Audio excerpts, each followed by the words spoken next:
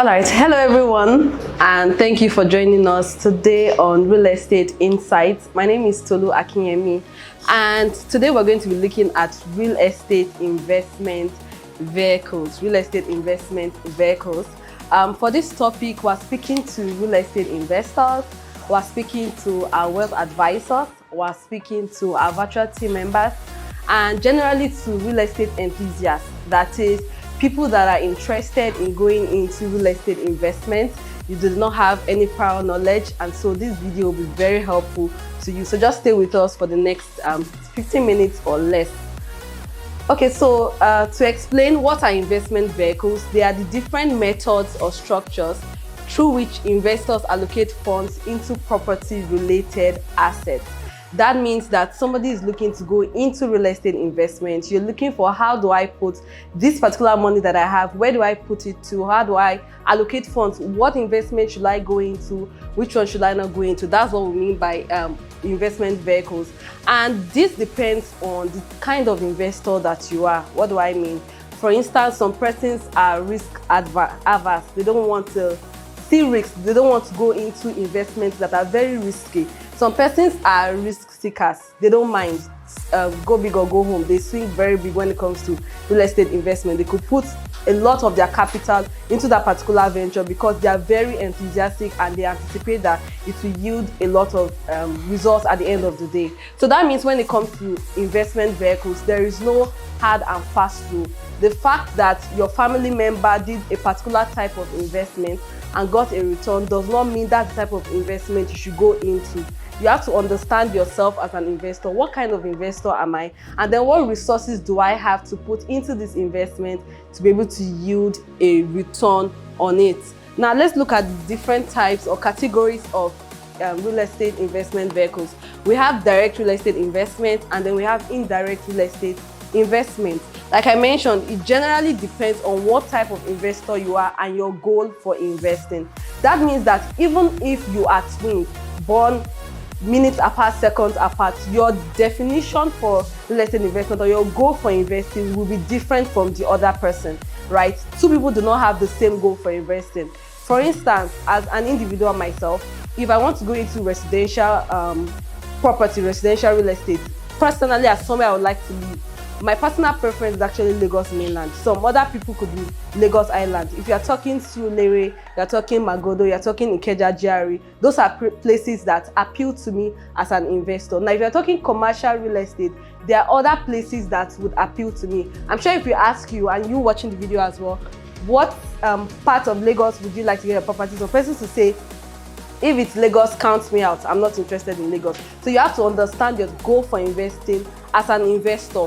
Let's take a literal example. Imagine you are boarding a vehicle from Ojota and you're going to Yaba. It makes better sense to just enter a vehicle directly and go straight to Yaba. It is hilarious to enter a vehicle going to Oshodi or Agege or somewhere else and you're just parabolating, touring Lagos before you then end up at where you're going. Entering a straight vehicle means you get to where you're going in time and then you can get back in time. So let's say real estate investment vehicles is that vehicle you're going into. Your goal for investing is the destination that you're headed.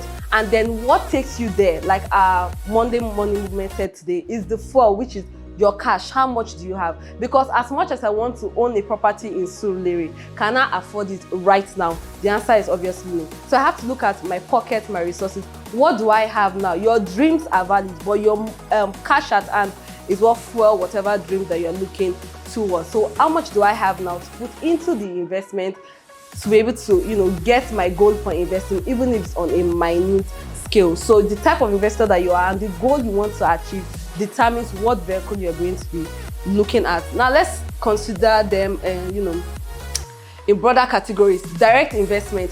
This involves owning physical property directly, especially land and residential houses. So these are the common types of real estate investment that we know in Nigeria. If somebody owns a building, you own a land, you're generally seen as a real estate investor. We're going to be looking at other categories we don't often talk about that are also types of real estate investment, but this is actually pretty direct. Now, what are the forms of direct investment? Land banking in growth corridors like Epe. Epe is considered as the new Lagos. Many people, when they are looking at Lagos and they're considering their budget or areas with high appreciation, they consider Epe.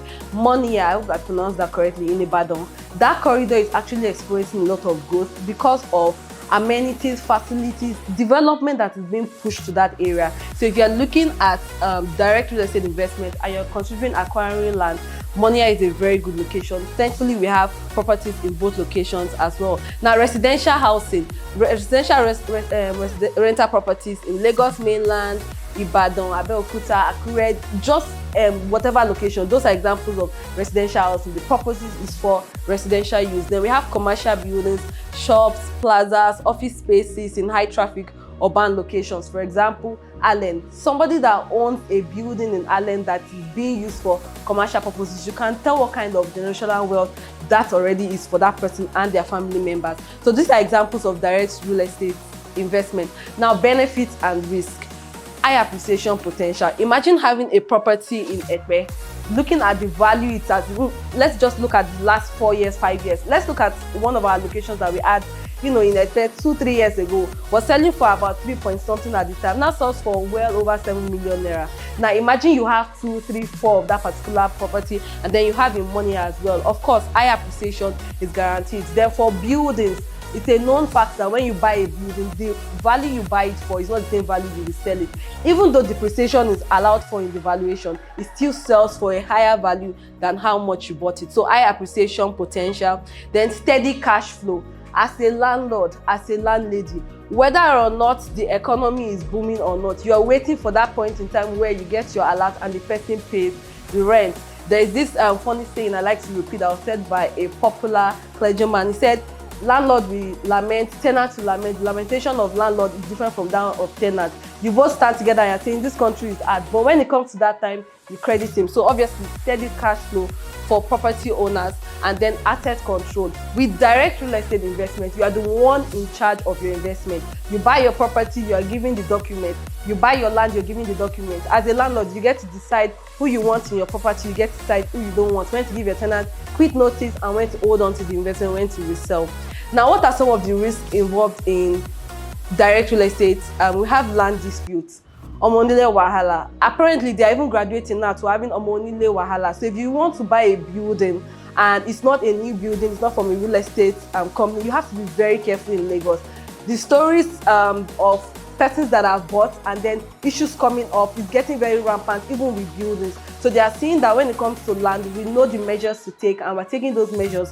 When it comes to building, those situations are arising as well under direct real estate. Improper documentation. Now, even for we that are professionals, so to say, in this space, we are yet to understand all of the documents as involving a property from land purchase up onto building. Just last week or 2 weeks ago, I was hearing of some new types of documentations you're supposed to get when you're going into building.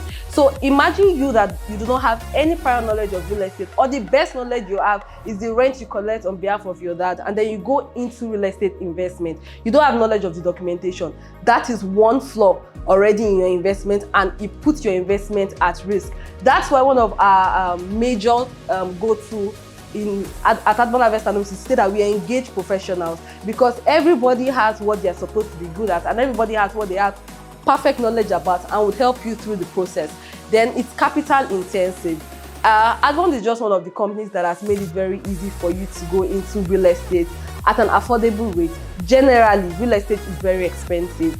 To buy a building, you know how much it costs. For a 2-bedroom, say you're speaking Ojota, you're speaking Lekki, you know how much it costs. And then for land as well, quite expensive. Very few opportunities are there for you to buy at an affordable price and in a safe, to make your investment safe as well.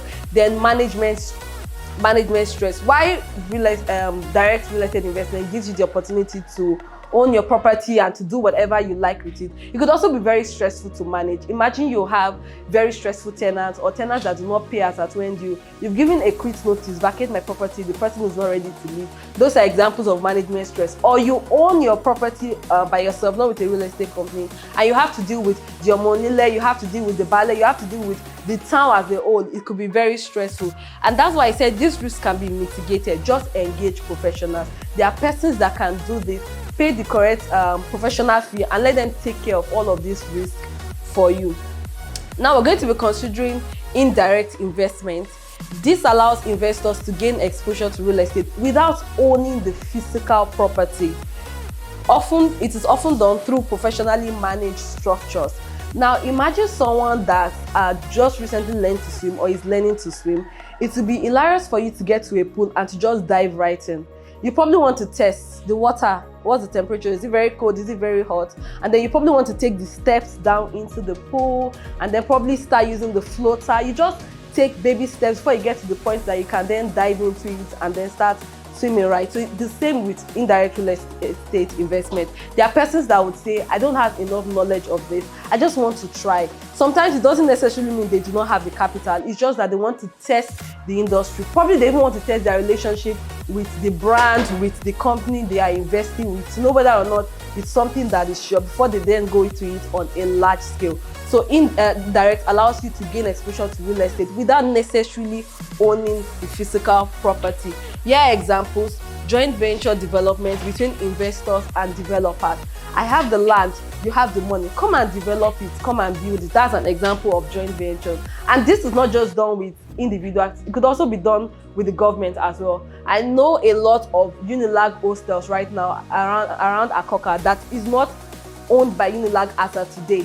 They had joint ventures, build, operate, transfer. So we have the land, come and build your hostels on it. You can manage it for 10, 15 years and then you can give it back to us at the end of that. There are certain persons that after the whole thing, they just sell it off and then they get their profit back. So this is an example as well. Then we have cooperative and pooled land investment schemes. Several people that belong to cooperative societies, whether private or public, they have these schemes where they would tell you to save money for a duration, maybe 2 years, 3 years, and then the general idea is we own this land, we own it. The questions about direct ownership, as in when I leave the cooperative, what is that? Oftentimes that's very dicey, but the main point is that they own it as a whole. They probably just fence it and put the name of the cooperative society on it. Sometimes they could decide to buy buildings as well. Not one person owns it, it's owned as a whole in general. Now we have real estate investment trust. This is done when individuals buy shares in real estate companies that own income generating properties. So I am not buying a building, I am buying in units, I am buying shares there, such that when you sell the property or when rents come in, you share it, you share the profit with all of the shareholders. And a lot of people love this because by law you are required to share 90% of the profit with the shareholders.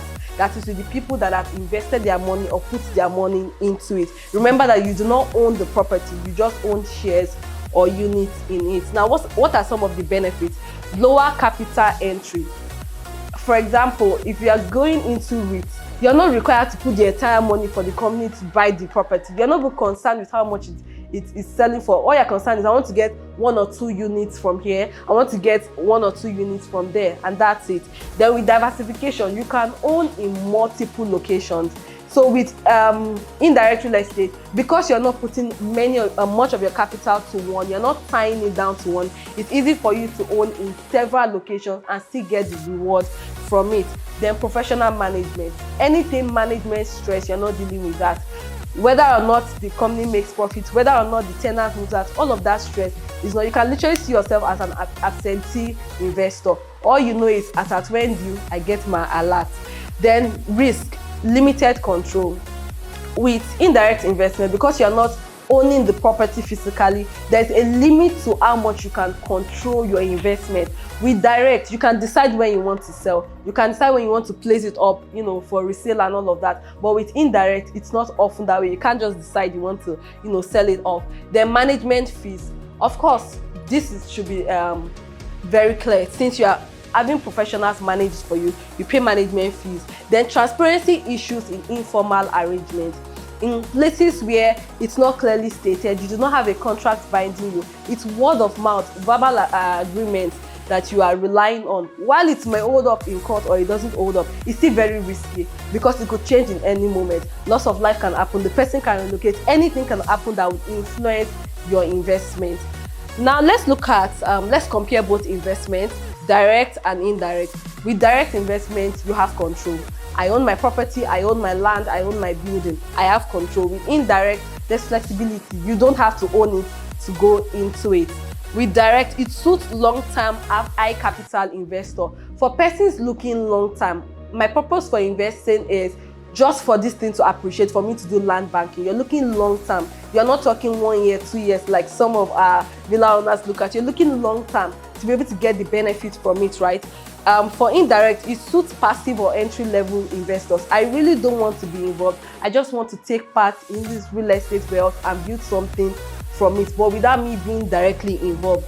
Then low liquidity with direct. It's not easy to resell. If today you start a business where you are selling just wristwatches and you put it on your status, before the end of today, you will get at least 5 valid leads that will most likely buy before tomorrow. That's the way that industry or those industry works when you're dealing with products. When you're dealing with land, for people that sell, you know how long you post on your status, you know how long you post on your socials. Certain times, people that have seen it years ago, it's years later they will come back to buy. That makes you know that it's not as easy to sell with direct real estate investment. But with indirect, there's high liquidity. You can always liquidate your shares maybe after that duration. You don't want to go into another, you don't want to start another. Now, what's our key takeaway? Understanding real estate investment vehicles within the Nigerian context enables investors to make informed, strategic decisions aligned with their financial goals. So when you understand the investment vehicles and you understand your goal and your purpose for investment, it's easy for you to make decisions. You do not feel pressured into making certain decisions. The fact that somebody is going into building doesn't mean you have to go into building. What's my purpose for investing?